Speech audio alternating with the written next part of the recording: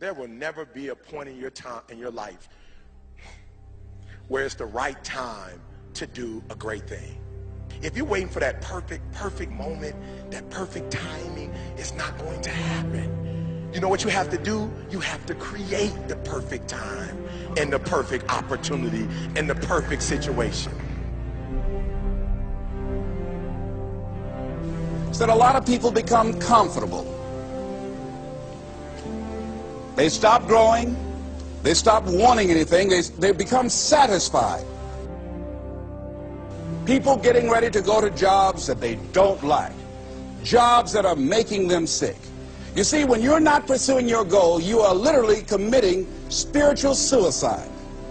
When you have some goal out here that you're stretching for and reaching for that takes you out of your comfort zone, you'll find out some talents and abilities you have that you didn't know you have. When the messenger of misery visits you, what are you going to do? What will keep you in the game?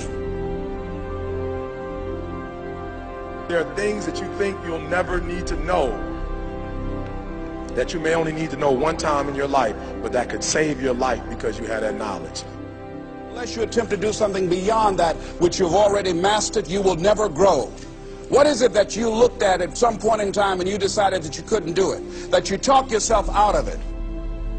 You're waiting on your next door neighbor to make it happen for you. It may not happen. If you're waiting on your mother or your father, they may be so ancient in their thinking that they don't understand this opportunity that you have. And if you're waiting on them, it may never get done. You don't beg average people to be phenomenal. You don't beg good people to be phenomenal. You just are phenomenal, and you will attract phenomenal.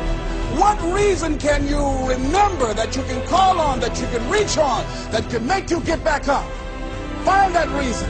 If you're not where you are, if you're not where you want to be, if you don't have what you want to have, if you're not where you think you should be at this particular place, it has nothing to do with the system, but it has everything to do with the fact that you're not making the sacrifice.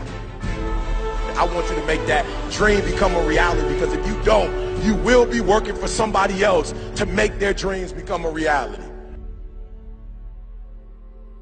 Everybody is against you or don't believe in you no more.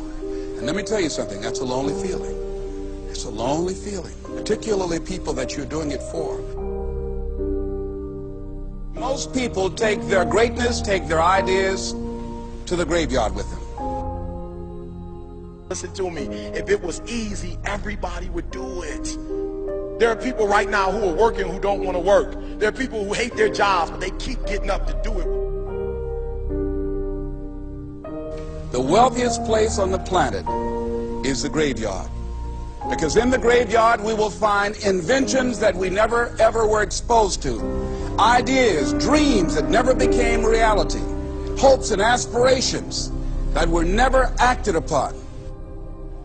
The question is, what are you going to do with your time? What drives you? And greatness is a lot of small things done well.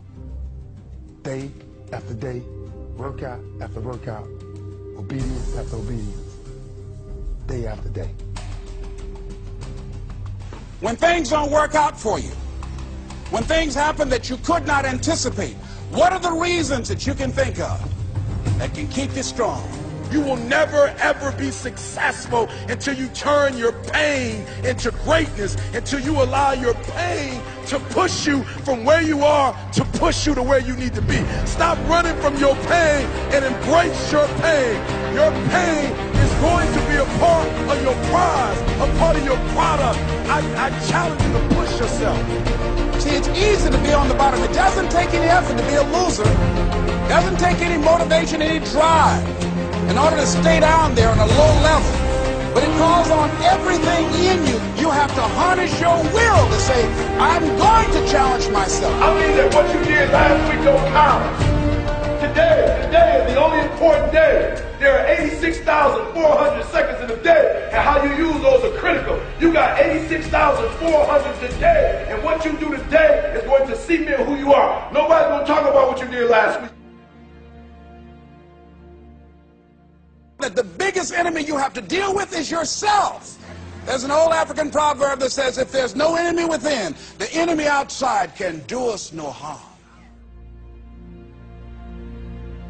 You you have this opportunity of a lifetime. It means absolutely nothing if you don't take advantage of it in the lifetime of this opportunity. I got a saying that when life knocks you down, try and land on your back, because if you can look up, you can get up.